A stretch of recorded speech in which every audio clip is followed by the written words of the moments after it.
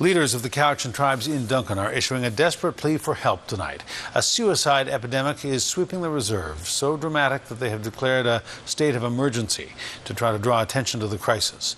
4 people have killed themselves on the Cowichan First Nation's reserve so far this year, and dozens more have tried. The province's largest First Nation is now calling on all levels of government to step in and to try to help restore hope for a community that has lost it. CTV's Scott Cunningham reports. From her front porch, Leona Alphonse learned firsthand about the problem gripping her First Nation.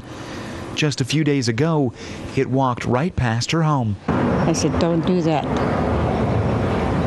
Thinking about hanging himself, but I said, no, don't do that. What Leona dealt with on a dusty gravel road has become an epidemic within BC's largest First Nation. To me, there is a sense of hopelessness. 4 band members have taken their own lives this year.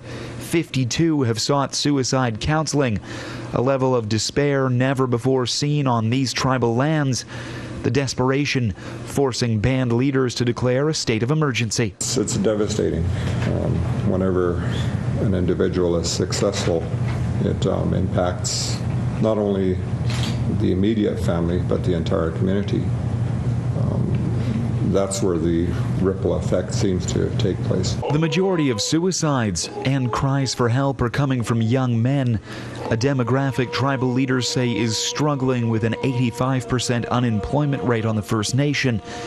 Mental health services are available, but a backlog means a 2 to 3 week wait. Not an option for someone contemplating the end of their own life. We need more councillors.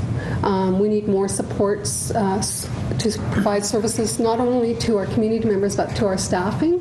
Elders with the Cowichan Tribes are casting a wide net in looking for support, lobbying both the provincial and federal governments to step in.